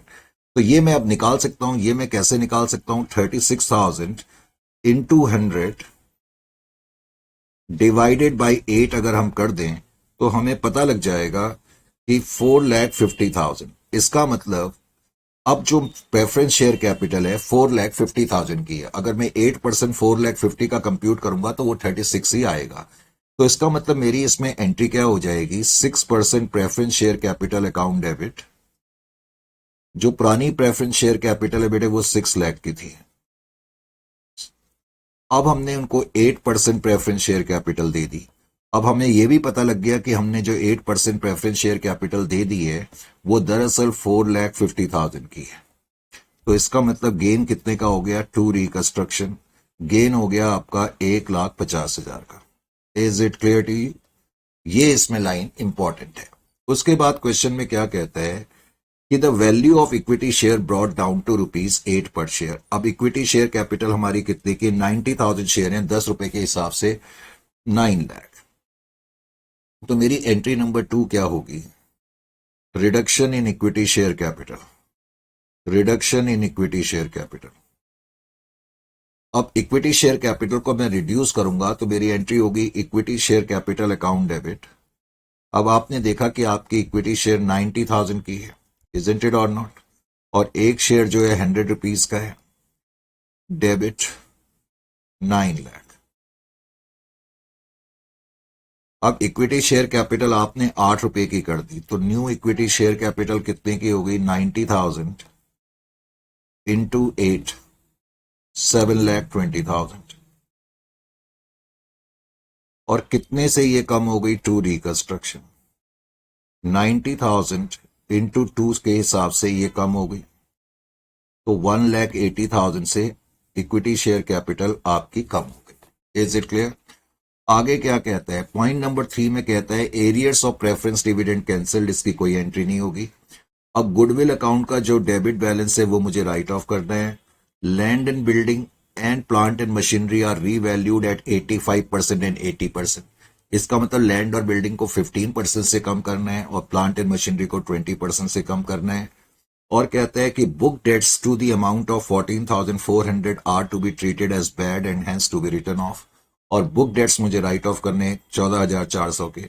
फिर पॉइंट नंबर 7 में कहता है company is expecting to earn 90,000 per annum from the current year which will be utilized entirely for reducing the debit balance of profit and loss account for 3 years. The remaining balance of the said account will be written off at the time of capital reduction process. इस line का क्या मतलब है पहले समझना है बेटे। ये पर्टिकुलर लाइन का मतलब क्या है, कंपनी को क्या लग रहा है कि इंटरनल रिकंस्ट्रक्शन की स्कीम को अपनाने के बाद आने वाले सालों में, यानी कि आने वाले 3 सालों में कंपनी को ये लग रहा है कि हम 90,000 का प्रॉफिट हर साल अर्न करेंगे। Company is expecting to earn 90,000 per annum for the next 3 years। यही लिखा है, company expect to earn 90,000 per annum from the current year. Current year के बाद से आने वाले 3 साल में कंपनी को क्या लग रहा है कि हम 90,000 का प्रॉफिट इस्तेमाल करेंगे। और वो कह रहा है कि ये जो आने वाले सालों में प्रॉफिट होगा, इसका इस्तेमाल प्रॉफिट एंड लॉस अकाउंट के डेबिट बैलेंस को राइट ऑफ करने में करा जाएगा। तो प्रॉफिट एंड लॉस अकाउंट में जितना भी डेबिट बैलेंस है, जैसा कि हमने देखा प्रॉफिट एंड लॉस अकाउंट में डेबिट बैलेंस 3 लाख का है। वो कह रहे हैं आने वाले सालों में 3 लाख में से 2,70,000 रुपए हम जो है फ्यूचर में राइट ऑफ करेंगे। और कह रहे हैं बैलेंस अमाउंट जो है, अब 3 लाख रुपए टोटल डेबिट बैलेंस है, 3 लाख में से जो 30,000 बैलेंस अमाउंट है, वो कह रहा है ये बैलेंस अमाउंट हमने अभी इंटरनल रिकंस्ट्रक्शन की स्कीम के तहत राइट ऑफ करा। यानी कि अभी जब मैं राइट ऑफ करूंगा तो 30,000 का अमाउंट राइट ऑफ करूंगा और 2,70,000 अभी बैलेंस शीट में आएगा, क्योंकि ये अमाउंट फ्यूचर में राइट ऑफ होना है। समझ में आया? तो ये पॉइंट इसमें इंपॉर्टेंट है। फिर आगे कहता है पॉइंट नंबर 8 में, balance of capital reduction is to be utilized in writing off patent. तो कैपिटल रिडक्शन अकाउंट में यानी कि रिकंस्ट्रक्शन अकाउंट में जो भी बैलेंस बचेगा उससे मैं पेटेंट्स को राइट ऑफ करूंगा। और कहता है एक सिक्योर्ड लोन 4,80,000 का हमने लिया 12% पर एनम के हिसाब से, और उसके बाद हमने बैंक ओवरड्राफ्ट को पे कर दिया, और जो एक्स्ट्रा कैश बचा वो हमने एडिशनल फंड्स के रूप में रखा। तो ये इस क्वेश्चन की कहानी है। तो एंट्री नंबर 2 के बाद एंट्री नंबर 3 जो इसमें होगी, क्योंकि आप एंट्री नंबर 3 में उसने रिकंस्ट्रक्शन से रिलेटेड चीजें दी थी, तो राइटिंग ऑफ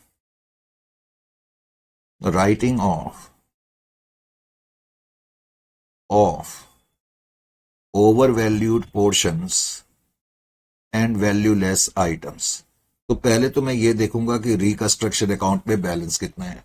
रिकंस्ट्रक्शन अकाउंट में 1,50,000 और उसके अलावा 1,80,000, 3,30,000 का ही बैलेंस है। तो 3,30,000 रिकंस्ट्रक्शन अकाउंट में बैलेंस है। और क्वेश्चन में दिया हुआ था कि लैंड और बिल्डिंग को हमें 15% से कम करना है।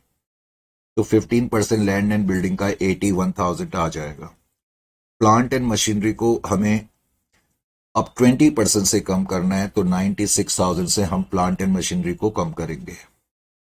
उसके बाद उसने लिखा था कि बुक डेट्स जो हैं वो 14,400 के हमें राइट ऑफ करने हैं। बुक डेट्स का मतलब होता है डेटर्स। तो 14,400 से हमने डेटर्स को कम कर दिया, करेक्ट। उसके बाद उसने क्या लिखा कि गुडविल को हमें राइट ऑफ करना है। गुडविल जो है वो 84,600 की है।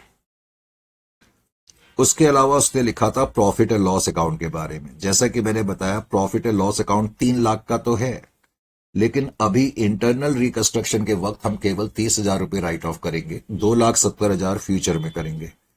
अब जो बैलेंस बच जाएगा वो कह रहा है उसका यूज पेटेंट्स को राइट ऑफ करने में करा जाएगा। तो बैलेंस जो है 30,000 का बचेगा, 24,000 का बैलेंस आपका बचेगा। तो वो जो है आप यूज करेंगे पेटेंट्स को राइट ऑफ करने में। उसके बाद क्वेश्चन में लिखा था कि हमने एक सिक्योर्ड लोन लिया है, bank account debit to secured loan account. तो न्यू बैलेंस शीट में सिक्योर्ड लोन आ जाएगा और तुम्हारा कैश का बैलेंस 4,80,000 से बढ़ जाएगा 4,80,000। अब वो कह रहा है कि ये सिक्योर्ड लोन आपने लिया और उसके बाद आपने बैंक ओवरड्राफ्ट को पे कर दिया, payment of bank overdraft. Bank overdraft question में 2 लाख का गिवन है। Bank overdraft account debit to bank account, तो 2 लाख रुपए का आपने लोन पे कर दिया।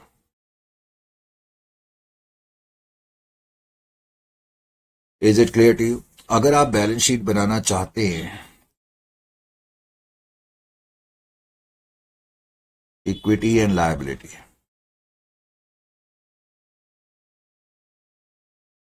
अब बेटे इक्विटी शेयर कैपिटल में आपका कितना बैलेंस है अगर आपको ये देखना होगा तो कैसे देखेंगे?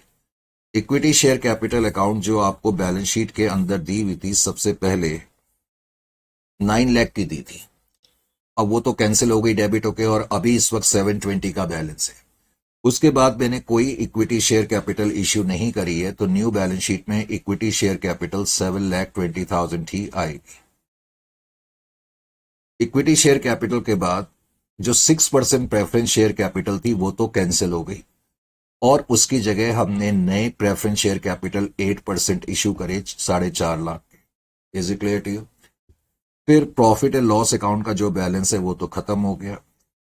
ट्रेड पेबल्स 2,20,000 के हैं, उसमें कोई चीज नहीं है। अब बैंक ओवरड्राफ्ट तो नहीं आएगा, लेकिन मैंने बताया था बैंक लोन आप लिखना मत भूलना। आपने बैंक लोन लिया है 4,80,000 का, वो जरूर आ जाएगा। अब bank overdraft new balance sheet में नहीं आएगा। और profit and loss account, sorry यहां पर मेरे से गलती होती, प्रॉफिट एंड लॉस अकाउंट में 3 लाख का डेबिट बैलेंस था, उसमें से हमने 30,000 राइट ऑफ करा है, तो अभी भी बैलेंस शीट में 2,70,000 का प्रॉफिट एंड लॉस अकाउंट का बैलेंस आएगा, क्योंकि वो हमने फ्यूचर में राइट ऑफ करना है। करेक्ट, वो हम फ्यूचर में राइट ऑफ करेंगे। उसके अलावा एसेट साइड का जहां तक सवाल है,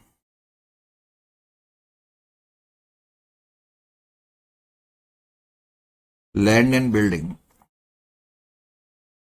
बड़े land and building balance sheet में 5,40,000 की है, 15% से वो कम हो गई, तो इसका मतलब 85% की वो बच गई, तो 4,59,000 की land and building balance sheet में आ जाएगी।